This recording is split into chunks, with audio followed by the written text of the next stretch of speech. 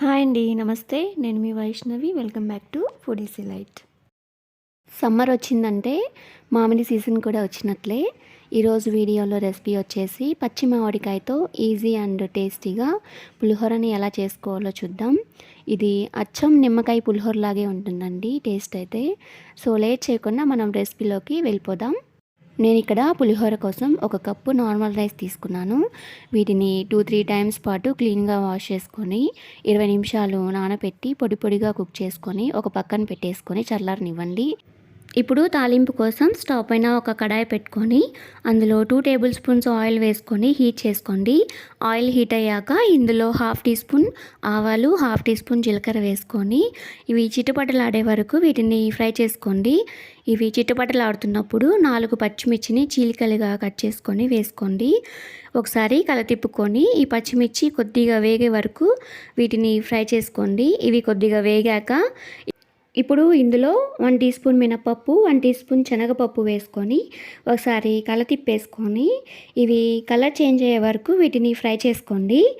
ఇవి colour change అయ్యాక ఇప్పుడు ఇందులో 2 రెమ్మలు కరివేపాకు వేసుకోండి. 2 టేబుల్ స్పూన్స్ పల్లీలు, 1 టేబుల్ స్పూన్ జీడిపప్పు వేసుకొని ఒకసారి బాగా కలతిప్పుకొని ఇవి పూర్తిగా కలర్ చేంజ్ అయ్యే వరకు వీటిని ఫ్రై చేసుకోండి. ఇలా ఫ్రై చేసుకున్న తర్వాత ఇందులో 1/2 టీ స్పూన్ పసుపు, మీ టేస్ట్కి తగినట్లుగా సాల్ట్ని చూసుకుని వేసుకోండి. మీరు తీసుకున్న మామిడికాయ పులుపుకు తగ్గట్లుగా సాల్ట్ని అడ్జస్ట్ చేసుకోండి. ఇప్పుడు ఒక మామిడికాయని తీసుకొని దానికి చెక్కు తీసేసి గ్రేటర్తో సన్నగా తురుముకొని ఒక పక్కన పెట్టుకోండి. మీరు 1 కప్పు రైస్ తీసుకుంటే 1/2 కప్పు మామిడికాయ తురుము వేసుకోండి. అదే మీరు తీసుకున్న మామిడికాయ పులుపు తక్కువగా ఉంటే 1/4 కప్పు వేసుకోండి. వేసుకున్న తర్వాత ఇలా మొత్తం కలతిప్పేసుకొని 2 నిమిషాలు లో ఫ్లేమ్లో పెట్టుకొని దీన్ని పచ్చితనం పోయి కొద్దిగా వేగే వరకు దీన్ని కుక్ చేసుకోండి. ఇది 2 నిమిషాలు వేగాక ఇందులో ఇప్పుడు మనం ఆల్రెడీ కుక్ చేసి పెట్టుకున్న రైస్ని కొద్దిగా వేసేసుకోండి. ఇప్పుడు మొత్తం వేసేసుకున్న తర్వాత గరిట తీసుకొని ఇది అడుగు నుంచి పూర్తిగా కలతిప్పుకోండి. మనం వేసుకున్న తాలింపు ఈ వైట్ రైస్ పూర్తిగా కలవాలన్నమాట. అలా కలతిప్పుకోండి. మీకు ఎక్కడా కూడా వైట్ రైస్ అనేది కనిపించకూడదు. ఇది పూర్తిగా కలిసిపోయాక ఒకసారి సాల్ట్ని చూసుకొని సరిపోకపోతే యాడ్ చేసుకోండి.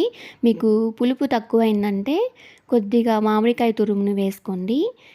ఇప్పుడు పైన కొద్దిగా సన్నగా తరిగిన కొత్తిమీరను వేసుకోండి. అంతే అండి, మామిడికాయ పులిహోర రెడీ అయిపోయింది. నేను చేసిన రెసిపీ మీకు నచ్చినట్లయితే మీరు కూడా తప్పకుండా ట్రై చేయండి. మరెన్నో మంచి రెసిపీస్ కోసం మన ఛానల్ని షేర్ చేసి సబ్స్క్రైబ్ చేసుకోండి.